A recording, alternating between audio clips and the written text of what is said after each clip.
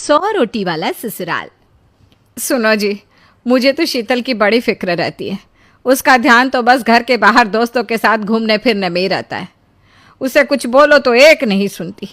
मैं तो कहती हूँ इसकी जल्दी शादी वादी करवा दो, वरना लड़की हाथ से निकल जाएगी। तुमसे ज़्यादा चिंता है मुझे शीतल की शादी की। कल ही वो रामपुर वाले मौसा जी को फ़ोन भी किया था। बता रहे थे एक लड़का है नज़र में। उनका अपना घर है और लड़का भी अच्छा है। अरे तो फिर बस बात चलाओ ना, एक बार देखे तो सही लड़का और घर बार कैसा है। कौन से लड़की की बात चल रही है यहाँ? तुम्हारी शादी की बात चल रही है बेटी। अब तुम्हारी शादी की उम्र हो रही है तो लड़का तो देखना पड़ेगा ना। उफ़ो, मुझे अभी नहीं करनी शादी वादी। ये तो मेरे खेलने कूदने के दिन है। बहुत खेल कूद ली तुम। अब घर के काम धाम सीखने की कोशिश करो, समझी? ससुराल जाकर हमारी नाक मत कटवा देना। सब्जी काटनी तो आती नहीं इसको, तो नाक ही कटवाएगी। अरे मैं इसे शादी तक अच्छे से सब सिखा दूंगी। आप तो बस उस लड़के से इसकी शादी के बाद चलवाओ। कुछ दिनों बाद कुणाल और उसकी माँ शीतल को देखने घर आते हैं। कुणाल दिखने में बड़ा ही स्मार्ट होता है। शीतल तो उसे देखती ही रह जाती है। देखो जी, हमारी कोई डिमांड तो है नहीं, बस हम चाहते हैं कि लड़की घरेलू हो, घर के सारे कामकाज संभाल ले। अब आपके परिवार में तो बस 3 ही लोग हैं, पर हमारा तो खूब भरा पूरा परिवार है। बाकी हमें लड़की के घूमने फिरने दोस्तों से मिलने से कोई दिक्कत नहीं है। घर का काम करने के बाद जो चाहे सो करे।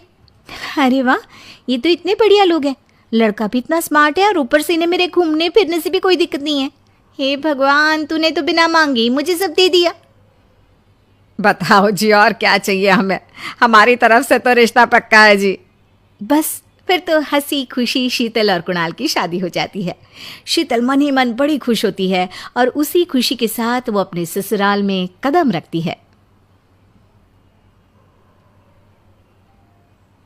आओ बहू, तुम्हारा अपने ससुराल में स्वागत है। ये मिलो अपने परिवार से। ये तुम्हारे ससुर जी, तुम्हारी ननद सुनीता और गीता, सुनीता के पति राजेश और उनके 2 बच्चे राजू और चिंटू। ये ना हमारे साथ यहीं रहते हैं। ये तुम्हारी दादी सास है और बाकी लोग अभी बाहर गए हुए हैं। इतने सारे लोग, ये सब यहीं रहते हैं इस घर में? अरे अभी तो मेरे देवर देवरानी और उनके 3 बच्चे यहाँ नहीं है। उसके मायके में भी शादी थी ना, तो बस वहीं गई है। कल तक आ जाएंगे। हे भगवान, ये घर है या धर्मशाला? ये सब एक साथ इस घर में कैसे रहते हैं? मुझे तो पता ही नहीं था इनका इतना बड़ा परिवार है। अब समझी कि कोई डिमांड क्यों नहीं की इन्होंने। ये सब चाल चले मेरे साथ। अरे बहू, खड़े खड़े क्या सोच रही हो? चलो अपने कमरे में जाकर आराम करो। जी माँ जी। अगले दिन शीतल का ससुराल में पहला दिन होता है। शीतल रसोई में जाकर सबके लिए खीर बनाने लगती है। तभी उसके ननद सुनीता आती है। अरे वाह भाभी, आज क्या बना रही हो?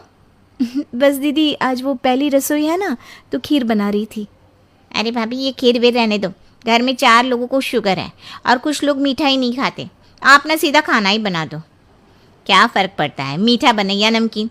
बस बहू के हाथ की पहली रसोई होनी चाहिए ना। जी दीदी, तो फिर मैं खाना ही बना देती हूँ। आप बता दो खाने में क्या बनेगा?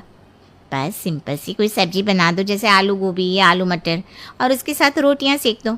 हमारे परिवार में अब तुम्हें मिलाकर पूरे 20 लोग हो गए हैं। 15 बड़े और 5 बच्चे।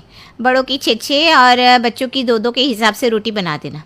चलो मैं चलती हूँ, सब देख लेना। हाँ, बड़ों की 6-6 रोटी मतलब कि 15 लोगों की 90 रोटियाँ, और बच्चों की 2-2 रोटी मतलब 5 बच्चों की 10 रोटियाँ।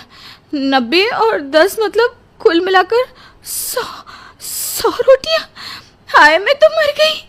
100 रोटी अकेले कैसे बनाऊंगी? माँ, ये तुमने मेरी शादी कहाँ कर दी?